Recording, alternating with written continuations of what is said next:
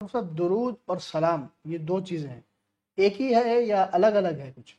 دیکھیں، اپنے مقاصد کے اعتبار سے تو ایک ہی ہے، صحیح۔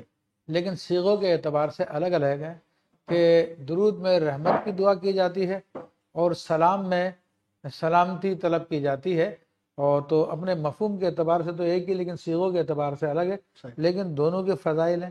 اور کامل درود ہوتا وہی ہے جس میں سلام بھی ہو، یعنی درود بھی آپ پڑھ رہے ہو، سلام بھی پڑھ رہے ہو۔ تو نماز میں بھی یہی صورت ہے کہ جب عطیات آئی نازل ہوئی تو آپ علیہ السلام نے سلام کی تعلیم دی صحابہ کرام کو کہ تم نبی علیہ السلام کی بارگاہ میں کہا کرو السلام علیکم ایھا النبی ورحمۃ اللہ وبرکاتہ۔ تو اس پر صحابہ کرام نے عرض کی کہ یا رسول اللہ صلی اللہ علیہ وسلم، یہ تو ہم نے جان لیا کہ آپ پہ سلام کیسا پڑھا جائے، لیکن درود کیسے پڑھا جائے؟ تو پھر آپ علیہ السلام نے درود کی بھی تعلیم دی۔ تو درود ابراہیمی ہمیں تعلیم کیا گیا، تو وہ نماز کے لیے خاص درود ہے، بڑا افضل درود ہے، لیکن اس میں سلام کا صیغہ نہیں ہے۔ تو اس لیے وہ درود زیادہ پریفر ہے کہ جس میں سلام کا صیغہ بھی ہو، کیونکہ اللہ تبارک و تعالیٰ نے قرآن میں جو ہمیں حکم دیا ہے وہ فرمایا کہ صلو علیہ وسلموا، کہ تم ان پہ درود بھی بھیجو اور سلام بھی بھیجو۔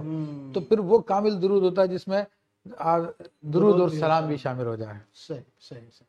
تو مطلب اس کا معنی یہ ہوا کہ جو ہم درود پڑھ رہے ہیں حضور کی بارگاہ میں، تو وہ در حقیقت ہمارا ہی فائدہ ہے اس میں، اور ہمیں ہی پریشانیوں سے اور تمام چیزوں سے جو ہے اس درود کے صدقے نجات ملے گی۔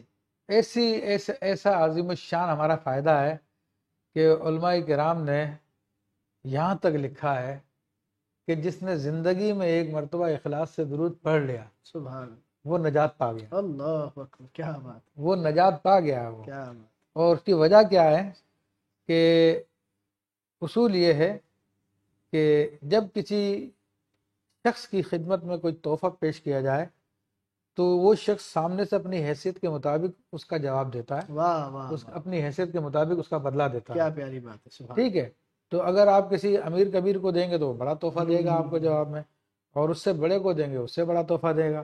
اگر کسی بادشاہ کو پیش کریں گے تو بادشاہ اپنے شان کے مطابق دے گا۔